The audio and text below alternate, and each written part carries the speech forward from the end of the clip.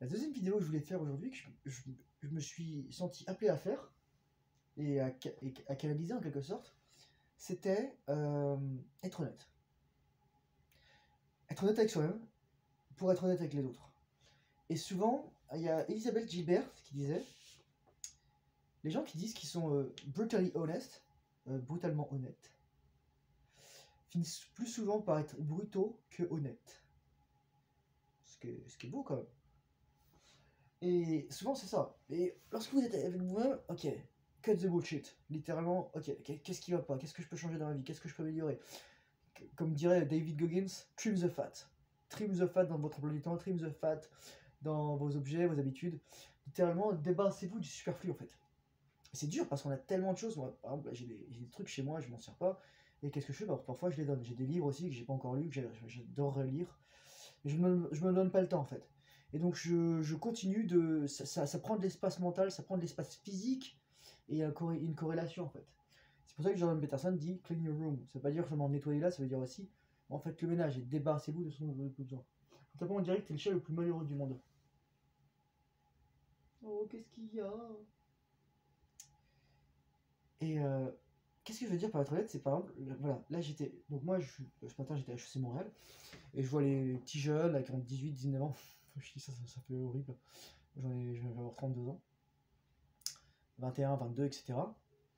Et en fait, littéralement, on leur vend du rêve et on leur fait payer une formation qui pourrait être plus profitable en termes d'utilisation du temps et de ressources, etc. Parce que moi, lorsque je vois ce qui est disponible maintenant sur Internet, toutes les institutions maintenant font extrêmement pas le figure, les institutions traditionnelles. Elles gardent quand même beaucoup de savoir secret. Par exemple, je dirais tout ce qui est. Non, en même temps, c'est très dur quoi. Soit ce qui est ultra spécialisé, éventuellement, voilà, ou ce qui est sanctionné par vraiment un diplôme qui nous fait rentrer dans un ordre professionnel. Par exemple, l'avocature, médecine, tous les ordres, tout ça.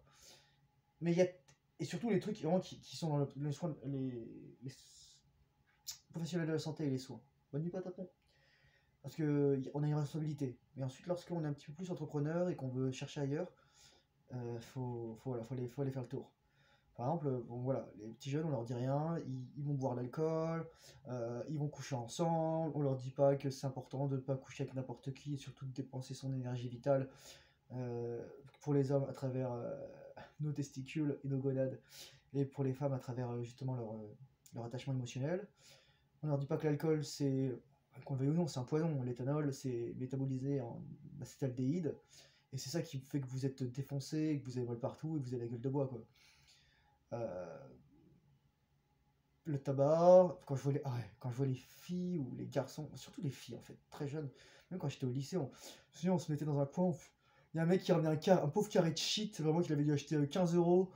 Enfin, c'était ridicule. Les gens qui fumaient aussi, qui mendiaient une cigarette, ou même le professeur, c'était.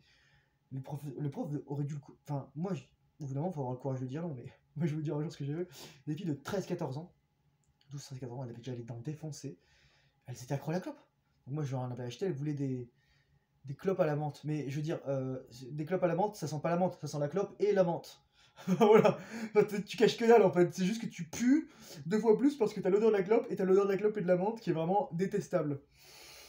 Et de toute façon, enfin, voilà, c'est des industries, c'est ça, c'est les pires choses qui existent quoi.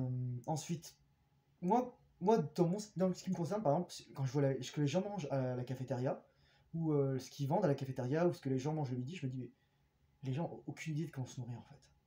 Leurs parents, ils ont fait ce que leurs grands-parents ont appris, ils ont fait ce qu'on leur dit de faire, ils écoutent les règles nutritionnelles. Ah voilà, alors là ça va clasher. Quand je vois qu'il faut 300 à 400 grammes de glucides par jour, j'ai envie de mettre un coup de boule à tout le monde, quoi, littéralement. Je veux dire, le corps produit tout seul son glucose, ça s'appelle néoglucogénèse, si vous voulez savoir, je crois que je ferai une vidéo un de ces quatre. Et mon projet maintenant avec tout ça, je fais un petit tour, vite fait, ce serait vraiment de faire une série où j'explique tout le fonctionnement du corps humain, très simplement, vraiment, pour monsieur tout le monde.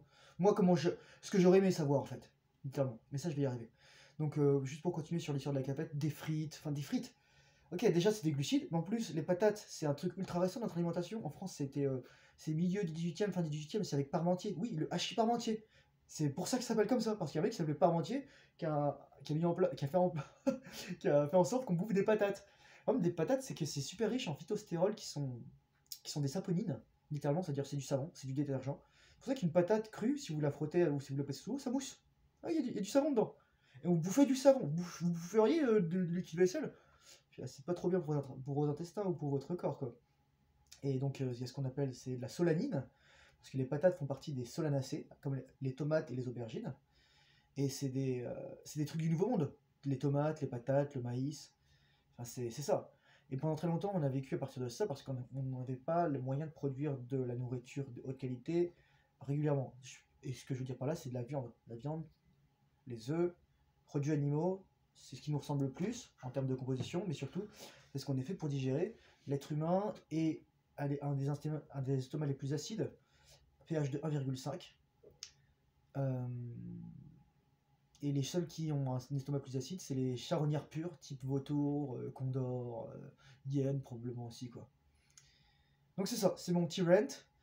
Faut savoir dire la vérité. Et moi, quand je vois aussi les médecins qui font ça, les nutritionnistes qui balancent des trucs super chic, super chic ça veut dire une blague. Enfin vraiment, c'est... Voilà, moi là je viens de faire un repas, j'ai bouffé 6 œufs, j'ai bouffé 300-400 grammes de viande, et on va me dire, oh mon dieu, cholestérol, lipoprotéines, on va dire LDL cholestérol.